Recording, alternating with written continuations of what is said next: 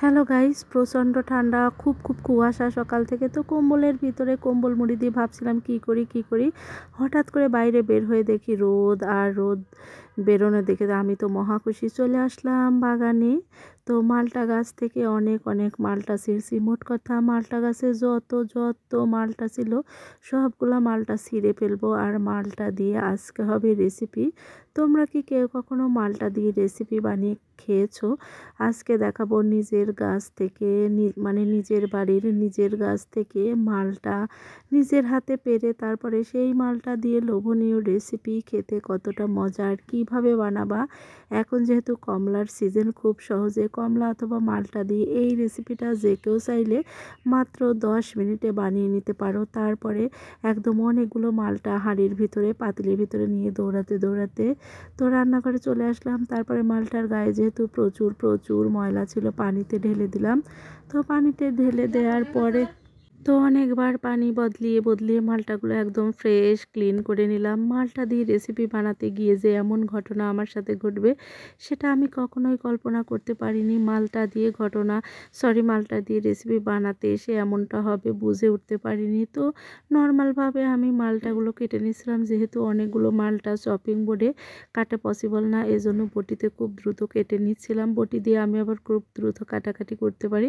তো মালটাগুলো দেখো কিভাবে আমি কেটে নিচ্ছিলাম, 4 খণ্ড করে বেশ বড় করে কেটে নিচ্ছিলাম যেন খুব দ্রুত হয়ে যায়। তো শীতের এই সময়টাতে তোমরা চাইলে কেউ কমলা লেবু দিয়েও এভাবে রেসিপিটা বানিয়ে নিতে পারো।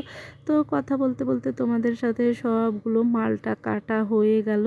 তো মালটাগুলো অনেক ছিল, এজন্য কাটতে অনেকটাই সময় লাগছে। আর ক্যামেরা ধরে আছে আমার মেয়ের হাতে ক্যামেরা থাকলে যা হয়, একদম ক্যামেরা কাঁপাকাঁপি করে। তো যাই হোক, তোমাদের মালটা দিয়ে রেসিপি বানাবো, তার জন্য ছোট্ট একটা বাটিও নিয়ে বসে গেছি, কারণ মালটা কাটার পরে মালটার রসটা বের করে নিতে হবে। আর মালটার ভিতরে এত পরিমাণ বিচি, এটা কিন্তু একদম ফ্রেশ মালটা, কোনো সার বিষ কীটনাশক ছাড়া ফ্রেশ মালটা দিয়ে ফ্রেশ হবে।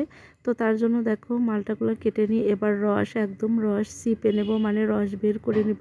কিন্তু রস বের করতে গিয়ে একটা সমস্যা হলো, মানে মালটা দিয়ে কোনো প্রকার রসই বের হচ্ছিল না, আর মালটাটা এত শক্ত, যদি রস না বের হয় তাহলে কিভাবে রেসিপি হবে। তারপরে আমি অনেকগুলো মালটা চিপে নিয়েছি তোমাদের সামনে। তোমরা দেখো মালটা থেকে একটু রস বের হচ্ছে না। তো এভাবে 4টা মালটা চিপার পরে এই 2-1 ফোঁটা রস বের হলো। 2-1 ফোঁটা রস কি কোনো কড়াইতে বা চুলার উপর বসানো যায়? তো মালটায় যেহেতু রস ছিল না, মানে মালটার বয়স অনেক দিন হয়ে যাওয়ার কারণে মালটাগুলো শক্ত হয়ে গেছে।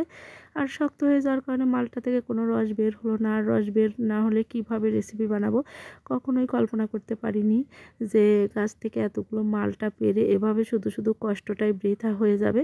তো মালটা পেরে মালটা ধুয়ে কেটে চিপার পরে মনে হলো মালটার রস নেই, আর এই মালটা থেকে রস হবে না, মালটার বয়স হয়ে যাওয়ার কারণে। তো কোনো রেসিপি হলো না। কি করি এখন বলো তো তোমরা?